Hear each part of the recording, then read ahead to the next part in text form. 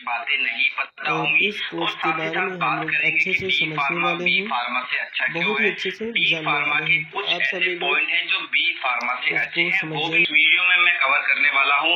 और लास्ट वाली वीडियो में मैंने एक व्हाट्सएप ग्रुप बनाया था जिसमें काफी सारे स्टूडेंट ऐड नहीं हो पाए हैं, तो नीचे लिंक आपको उसका मिल जाएगा। उस वेबसाइट पर जाइए, वहां पर मैंने लिंक दे रखा है। उस लिंक पर जैसे आप क्लिक करेंगे आप उस व्हाट्सएप ग्रुप में ऐड हो जाएंगे। और अगर आपको उस व्हाट्सएप ग्रुप का लिंक नहीं मिलता है तो मैंने नीचे फेसबुक, इंस्टाग्राम, टेलीग्राम सबका लिंक दिया हुआ है। आप वहां पर जाकर भी मुझसे उसका लिंक ले सकते हैं या फिर कमेंट सेक्शन में भी आप मुझसे लिंक ले सकते हैं। तो चलिए अब वीडियो शुरू करते हैं। अब बात करते हैं डी फार्मा की एलिजिबिलिटी के लिए। काफी सारे स्टूडेंट इसके अंदर भी कंफ्यूज होते हैं, इसलिए इस पॉइंट को मैं पहले कवर कर देता हूं कि पीसीबी यानी फिजिक्स, केमिस्ट्री, बायो और फिजिक्स, केमिस्ट्री, मैथ वाले स्टूडेंट इसके अंदर अप्लाई कर सकते हैं यानी डी फार्मा कर सकते हैं। NIOS वाले स्टूडेंट भी डी फार्मा कर सकते हैं, इस बात को मैं क्लियर कर देता हूँ। और कम से कम आपके 50% मार्क्स होने चाहिए।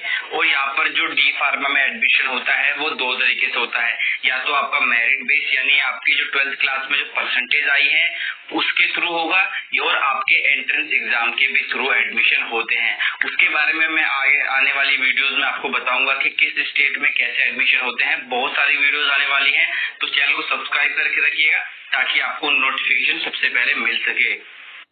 अब बात करते हैं पहले फायदे की। पहला फायदा है एजुकेशन का।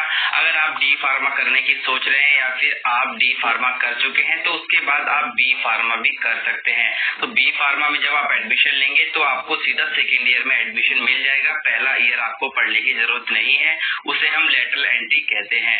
उसके बाद अगर आप चाहते हैं कि कोई और मेडिकल कोर्स करना चाहते हैं तो भी आप डी फार्मा करने के बाद कर सकते हैं, क्योंकि डी फार्मा करने के बाद आप एक फार्मासिस्ट बन जाते हैं, आपको लाइसेंस मिल जाता है। उसके बाद आप जो चाहे वो कोर्स आप कर सकते हैं। अब बात करते हैं दूसरे फायदे की, जो मैं काफी सारे स्टूडेंट को सजेस्ट भी करता हूँ, वो है एंट्रेंस एग्जाम प्रिपरेशन।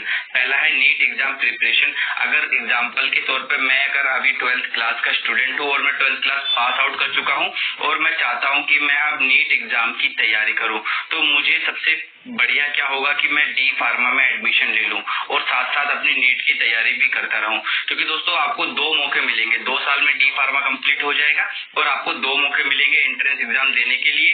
तो अगर उसके बीच में अगर आपका नीट में हो जाता है तो बहुत अच्छी बात है, आप वहां पर एडमिशन ले लीजिए, वरना आपको 2 चांस तो मिलने ही है। 2 साल अगर आपके 2 चांस में भी आपका एडमिशन नहीं होता है कहीं भी, तो आपका डी फार्मा आपका कंप्लीट साथ साथ हो जाएगा। डी फार्मा इतना हार्ड नहीं होता है जितना लोग बाग कहते हैं। अगर आप मेहनत करेंगे तो आप वहां भी पास हो जाएंगे और साथ ही साथ आप बाकी एंट्रेंस एग्जाम की तैयारी भी कर सकते हैं।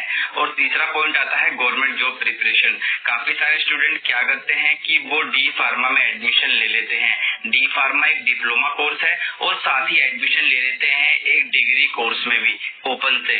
तो वो क्या करते हैं, डी फार्मा करते करते 2 साल बाद जब उनका डी फार्मा कंप्लीट हो जाता है तो उनके पास लाइसेंस मिल जाता है, वो फार्मासिस्ट बन जाते हैं और जो फार्मेसी फील्ड की जो गवर्नमेंट जॉब होती है वो वहां पर भी अप्लाई कर सकते हैं और साथ साथ वो अपने गवर्नमेंट जॉब की भी तैयारी करते रहते हैं। और जब तीसरे साल बाद उनकी डिग्री आती है तो फिर वो बाकी जो गवर्नमेंट जॉब होती है वहां पर भी अप्लाई करते हैं और जो फार्मेसी फील्ड वाली ही जॉब है वहां पर भी वो अप्लाई कर देते हैं। इससे फायदा ये होता है जब आप 3 साल तक तैयारी करते हो किसी गवर्नमेंट जॉब की, तो उसमें आपका 2 साल का टाइम बिल्कुल भी खराब नहीं जाता है, वो भी आपका बहुत काम आता है। आपको लाइसेंस मिल जाता है, आप फार्मासिस्ट बन जाते हैं और आप फार्मेसी की गवर्नमेंट जॉब में भी अप्लाई कर सकते हैं।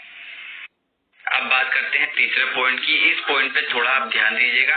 पहला आता है गवर्नमेंट फार्मासिस्ट जॉब। दोस्तों अगर आप किसी भी हॉस्पिटल में जाओगे, सरकारी हॉस्पिटल में जाओगे और वहां पर जो फार्मासिस्ट होते हैं आप उनसे पूछना कि आपकी जो जॉब लगी है वो किस बेसिस पर लगी है, तो वो आपको बताएंगे कि हमने डी फार्मा किया था। ज्यादातर ये बताएंगे कि हमने डी फार्मा किया था, उसके बाद हमने एंट्रेंस एग्जाम दिया और हमारे यहाँ पर जॉब लग गई। आपको बहुत कम ऐसे फार्मासिस्ट मिलेंगे या ना के बराबर मिलेंगे जो आपसे ये कहेंगे कि हमने बी फार्मा करने के बाद एग्जाम दिया और हमारी जॉब यहाँ पर लग गई। तो ऐसा इसलिए होता है कि जो स्टूडेंट डी फार्मा कर लेता है वो डायरेक्ट एडमिशन ले लेता है बी फार्मा सेकेंड ईयर में। एग्जाम्पल के लिए अगर 2 स्टूडेंट है, दोनों सेकेंड ईयर में अभी आए हैं, लेकिन एक स्टूडेंट वो है जो डी फार्मा कर एलई लेकर यहाँ पर आया है और दूसरा स्टूडेंट जो डायरेक्ट एडमिशन लिया है जिसने फर्स्ट ईयर पढ़ा है और सेकेंड ईयर में आया है, तो दोनों में फर्क ये होगा कि 3 साल की जो आगे की पढ़ाई है